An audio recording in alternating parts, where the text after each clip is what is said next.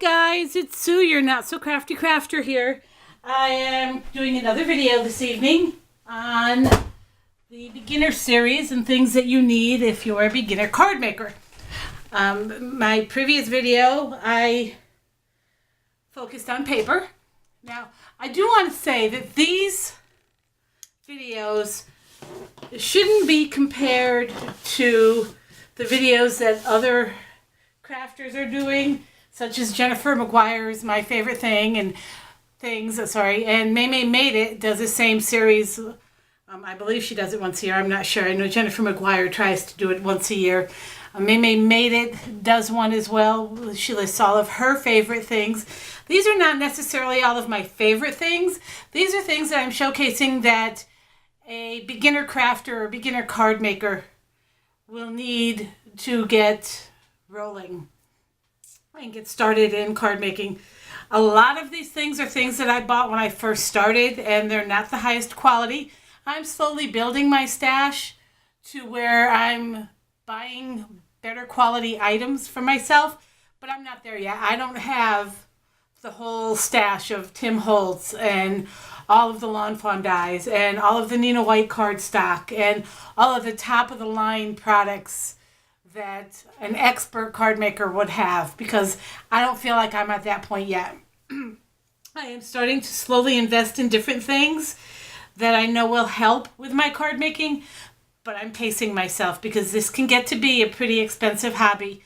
The biggest investment I think I've made so far in this hobby is my Cricut. And then I just purchased a set of Spectrum Noir markers for myself, and those were probably the priciest purchases I've made.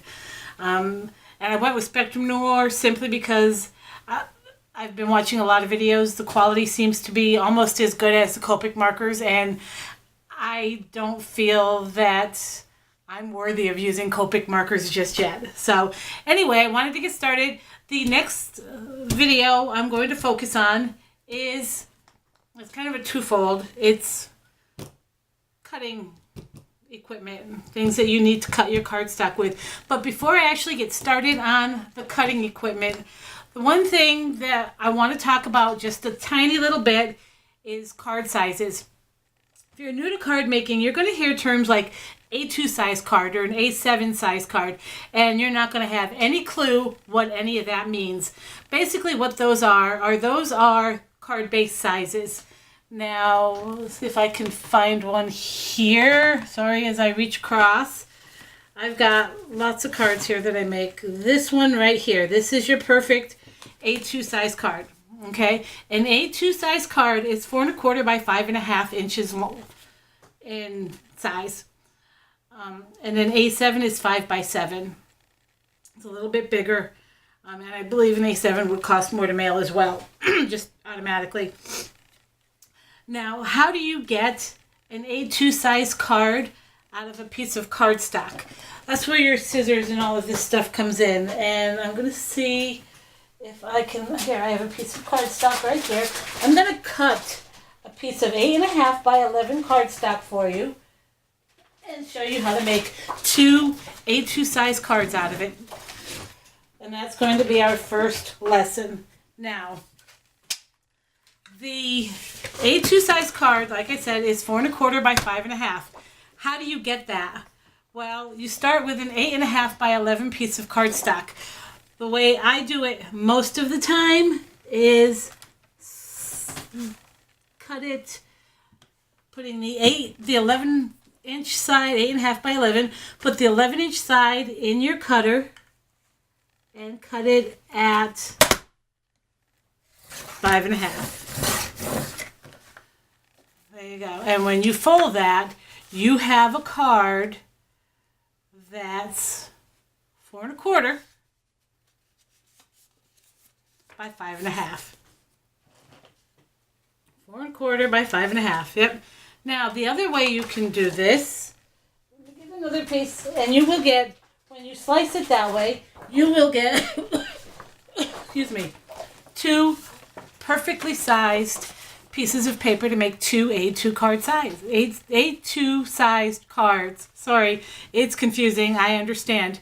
But the other way that you can do that is you can also take the 8 1/2 inch side, place it in your cutter and cut it at 4¼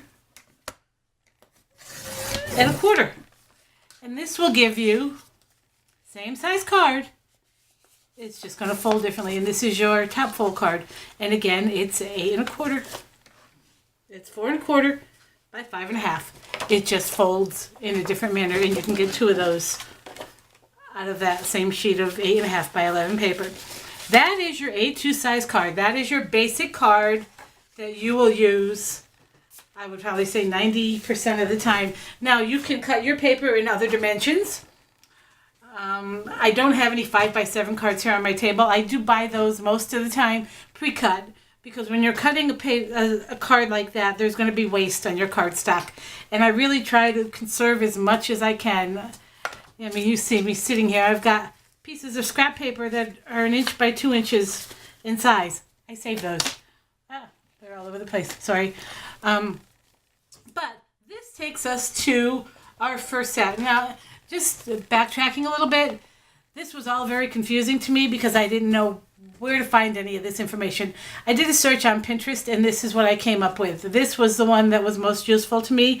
Unfortunately, I don't remember where I got it, but all you need to do is go ahead and search for card sizes or card measurements. I like this one because it gives you the title, the A2, the A6, the A7.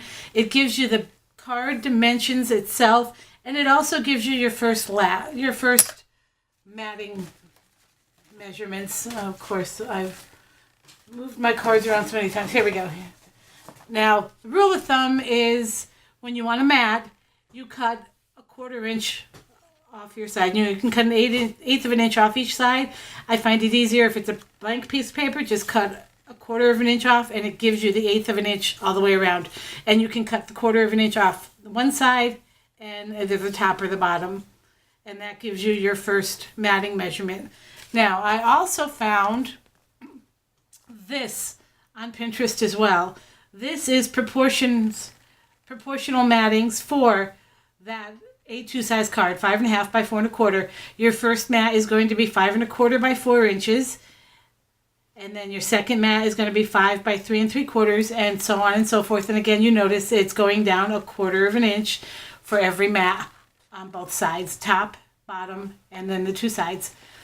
Okay, and then this is also information I found on a gatefold card, but you can get into that on your own if you really want to start digging into making cards. And then this is something I have for my envelope maker. So, and then I keep this over here. I know you can't see it, but I have a big IKEA bookshelf here that I have all my paper stored on, and I keep that on a hook right on there. Now,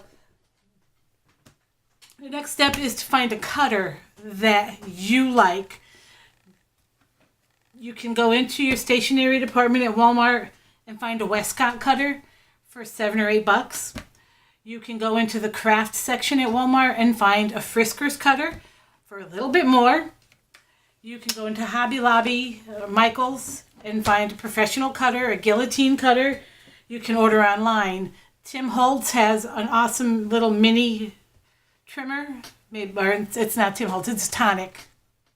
It's a Tonic trimmer. That's going to be my next purchase because it's smaller and it is perfect for card making. This is one of the first ones I bought. I'm not going to say it's the first. I had bought one years and years and years ago to trim school photos with. And I had it forever, and I changed the blade once or twice, and I think I just threw it away because I have several of these. Now, this is a rotary trimmer. This is by Fiskars. I got this at Walmart. It does have an expanding arm so that you can cut paper up to 15 inches. That's going to be kind of hard because this is kind of narrow. This is... no, actually, this is 16. This right here, I think, is 13 inches. Between here is probably going to be 12. So, this has a different type of a blade. This cuts your paper. Now, I like this one because you actually have to press down. Now, this blade is a little... I haven't used this in a while, so the blade isn't the best. I do like it because it's got markings and it goes down to 1/16 of an inch. It also has this bar here. You're going to want to look for something that's going to stabilize your paper, because if your paper is not stable, this is going to happen. You know, you're going to be going and you're going to be cutting and it's going to just slide all over the place. And now see, you didn't get a clean cut. And again, this blade is bad. So, but when you have this stabilizing bar and you have this, you put your pressure on and you'll get a nice clean cut. Your paper won't shift. Your measurements will be true. Now, I've had this for a while, and I actually just had to tighten up the arm because the arm was loose and it was shifting all over the place. And I also have to change my blade, obviously. But this was tried and true for a little while. And then I went and I upgraded to this one. Now, this one is my all-time favorite. Again, it also has the expanding arm. But this one has a few extra safety features in it. First of all, this is not a rotary blade. This is just a regular blade, and it cuts. This is also broken down into 1/16 of an inch increments. Usually as a card maker, you can go 1/16 of an inch if you really want a thin border. Most go the 1/8 of an inch. I liked this one, and I'll turn it around so you can see it, because on it you'll see these markings are your card sizes. There's your A2 card, 4 1/4 by 5 1/2. There's your A6 card or your A7 card, 5 by 7. And I like that it has, you can't see it, but there's your bar here to hold your paper in place. And this actually gives very true, concise cuts because you can see the line here that you're cutting. It also has a lock here so that if you have little ones, that's not going to open. They're not going to have access to that blade. And it's easy enough for you to unlock when you need to use it. So this is my go-to for right now. I do love this one a lot. I'm thinking of investing in a second one. And there are other ones that are higher quality than that. And they are available at Hobby Lobby. I know that for a fact. And then I have a third one here. I just recently bought this. I bought it more because it's a scoring board. And we'll get into scoring in a little bit. This is a We Are Memory Keepers cutter and trimmer. Now, it's not the best. It's not my favorite. Like I said, I bought it for its scoring capabilities. But it isn't a bad tool. And if you need to spend wisely, getting one piece of equipment that does two jobs is the ideal way to go. And again, you get a nice clean cut with that. This one doesn't have a safety feature. It does have an extra blade. It pops in right there. And changing these blades is very easy. You just squeeze this and these pop right out. But again, this is another tool, scoring board, cutter combo that I have. Again, I don't use it as far as the cutting option all that often, but it's good to have a backup. Right?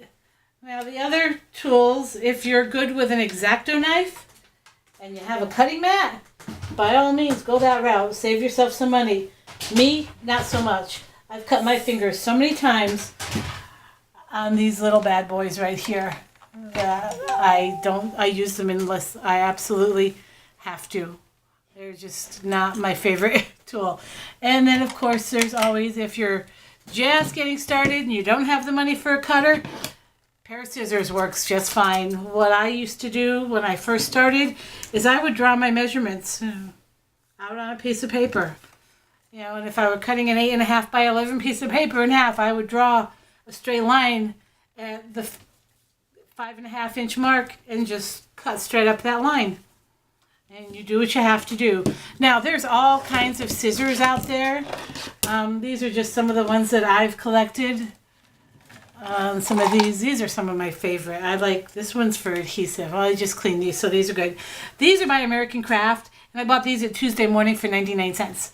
And I have two of them. One is for, and I have them labeled. This one says paper only, and it's got a little butterfly there, so I know that's only cutting for paper. And I like a small pair when I'm fussy cutting. Fussy cutting is what we call when you're doing an intricate cut around something. Like if I wanted to cut that flower out, that would be fussy cutting. That's what fussy cutting implies. So I have a pair of smaller scissors.